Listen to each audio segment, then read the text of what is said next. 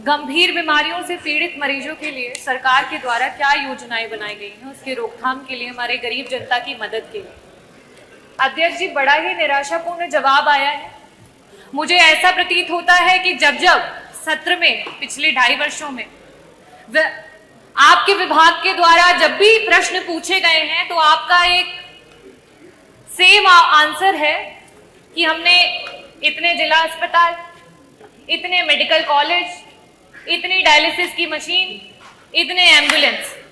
अध्यक्ष जी, मेरा बड़ा ही स्पष्ट सा सवाल था, और अगर आपने ये बताया है कि आपके इतने जिला अस्पताल, इतने मेडिकल कॉलेजेस हैं, तो मैं इस सदन के माध्यम से जौनपुर से जो हमारा मेडिकल कॉलेज है उसकी कुछ पिक्चर है वो आपको दिखाना चाहूंगी कि जहां पे काला पानी तैर रहा है, जो बिल्डिंग्स हैं वो बनने से पहले खंडहर हो चुकी हैं, ये स्थिति है। और आप इसे गिना करके जवाब देना चाहते हैं कि आप अपने विभाग में क्या कार्य कर रहे हैं। मैं ये टेबल कर दूंगी अध्यक्ष जी, ताकि ये मंत्री जी के पास जो असली पिक्चर्स है वो पहुंचे और उन्हें पता चले कि जो बार बार आप ये कहते हैं कि हमने मेडिकल कॉलेजेस बना दिए, जिला अस्पताल बना दिए, उन जिला अस्पतालों और मेडिकल कॉलेजेस की क्या स्थिति है। कुछ दिन पहले वहां के बच्चे धरना दे रहे थे, जिन्हें हम देश का भविष्य और आगे मेडिकल कॉलेजेस में एज ए डॉक्टर देखने वाले हैं। आज उनके पास ना शुद्ध पेयजल है, ना बिजली है, ना पानी है। हम मरीजों को क्या ठीक करेंगे मंत्री जी? हमारे तो डॉक्टर बीमार हो रहे हैं, कभी डेंगू, कभी मलेरिया और कभी जॉन्डिस से। ये स्थिति है अध्यक्ष ji. It is really shame for the UP health minister and the department of health ministry. और आज सेंट्रल में तीसरे टेन्योर के बाद भी अगर मेडिकल कॉलेजेस की ये स्थिति है, definitely a shame for this सरकार कि आप इस तरीके की स्थिति ला करके रखी है आपने।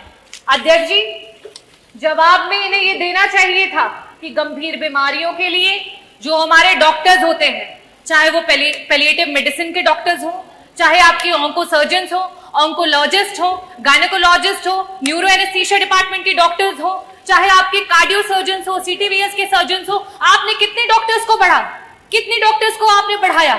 आज पेशेंट्स के अनुपात में आपके पास कितने आईसीयू के बेड्स हैं, कितने वेंटिलेटर्स हैं? अगर ये जवाब आता तो वाकई मुझे लगता कि आपके विभाग को कोई जानकारी है और सही में आप सरकार की और जनता के लोगों के लिए कुछ काम कर रहे हैं। अध्यक्ष जी, मैं वापस से अपने प्रश्नों पे आऊंगी कि मंत्री जी, सिर्फ और सिर्फ आपसे 2 प्रश्न हैं और उसके उत्तर गोल गोल ना घुमा करके सीधी तरीके से बस बता दीजिए कि आज उत्तर प्रदेश कैंसर जैसी बीमारी में देश में टॉप कर रहा है। ये प्रदेश आज इस समय वर्तमान में 2024 में हमारे पास कैंसर के 16 लाख मरीज हैं और हर वर्ष 2 लाख मरीज आपके बढ़ते चले जा रहे हैं।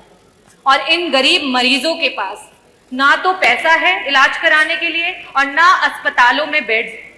इन परिस्थितियों में अगर वो मरीज किसी प्राइवेट अस्पताल में जाता है, बड़ा बड़ा एस्टिमेट मिलता है। क्या सरकार कैंसर के सारे उत्तर प्रदेश के मरीजों को उनका जो एस्टिमेट जहां से भी बन करके आता है उसका एक मुश्त में पैसा उपलब्ध कराएगी कि नहीं कराएगी? मेरा दूसरा सवाल है मंत्री जी कि आज जब आपने जवाब नहीं दिया कि आपके पास सुपर स्पेशलिटी के डॉक्टर्स कितने बढ़ गए हैं, पेशेंट्स के अनुपात में वेंटिलेटर और आईसीयूज कितने हैं, तो इन परिस्थितियों में जितने भी आपके प्राइवेट उत्तर प्रदेश के हॉस्पिटल्स रन कर रहे हैं जहां पे वेंटिलेटर्स और आईसीयू की सुविधा उपलब्ध है, उनको पीपीपी मॉडल पे, सरकार तो पीपीपी मॉडल पे बहुत काम कर रही है, जगह जगह पर आप इसके बारे में एडवर्टीजमेंट्स करते रहते हैं। तो आईसीयू और वेंटिलेटर, क्योंकि ये ऐसे मरीज होते हैं, ब्रेन हैमरेज के मरीज होते हैं, इनके पास समय नहीं होता है। मंत्री जी, अगर एक्सीडेंट हो गया, आज बीपी बढ़ गया और ब्रेन हैमरेज हो गया तो तुरंत उसका ऑपरेशन होना है, लेकिन उनके पास पैसा नहीं होता ना वेंटिलेटर पे देने के लिए, ना उन वेंटिलेटर्स पे रहने के बाद।